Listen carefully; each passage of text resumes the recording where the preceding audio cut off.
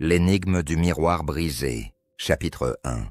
La découverte au marché aux puces.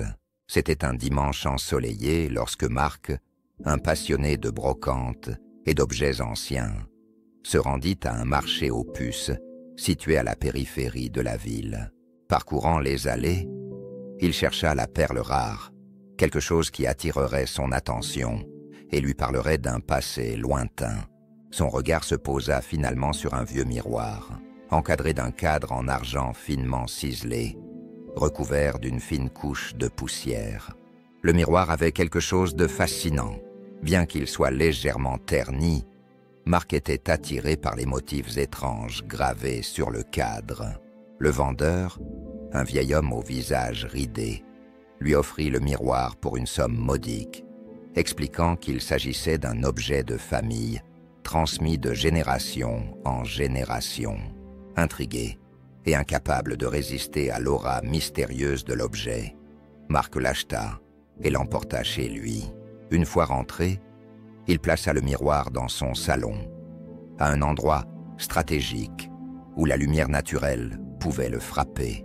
Il remarqua que, malgré sa saleté, le miroir semblait émettre une étrange lueur chaque fois qu'il passait devant.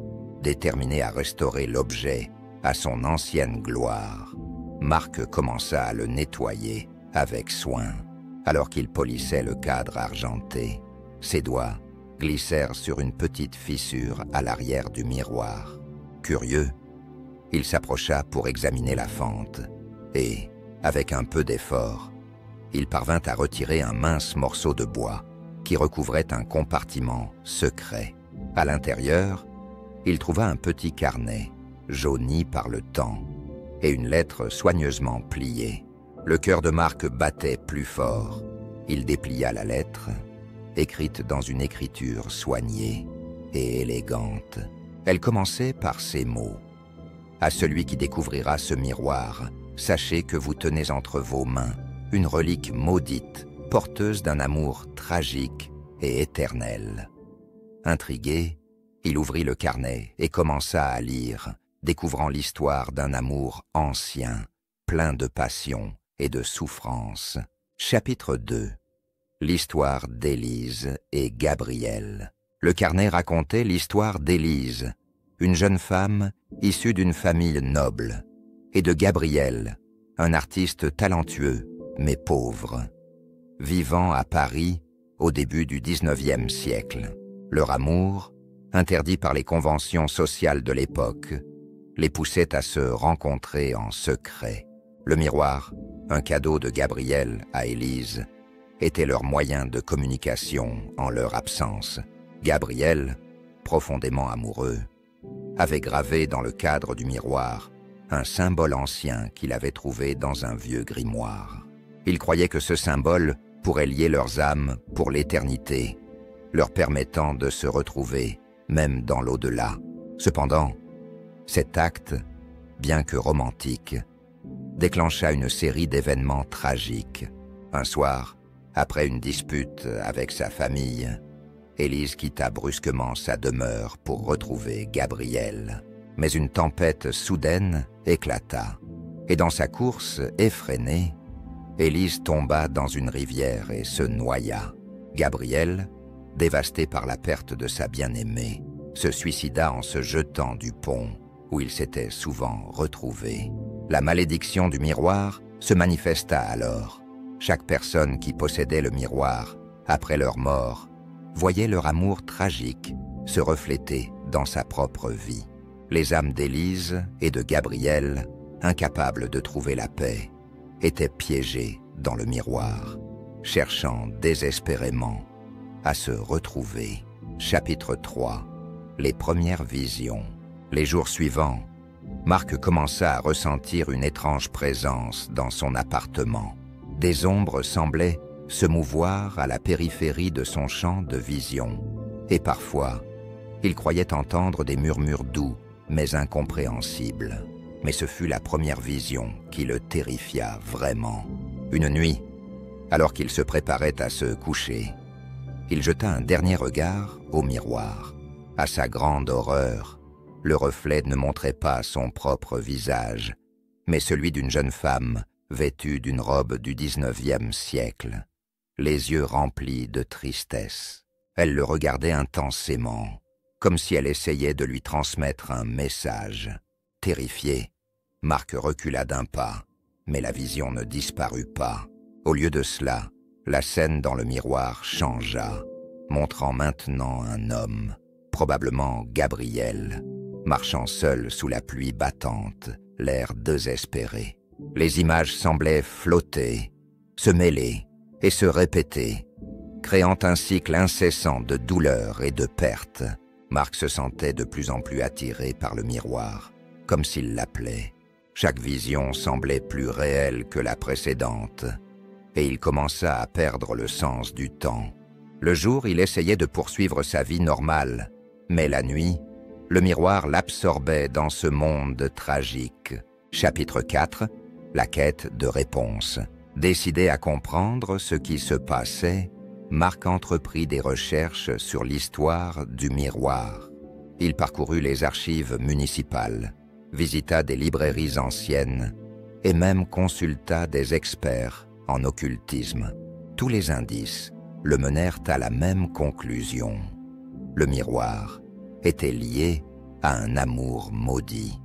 Et tant que les âmes d'Élise et de Gabriel ne seraient pas apaisées, les visions continueraient à hanter quiconque possédait l'objet. Il découvrit également que le symbole gravé par Gabriel sur le cadre du miroir était un sigil ancien, utilisé pour invoquer les esprits ou sceller des pactes.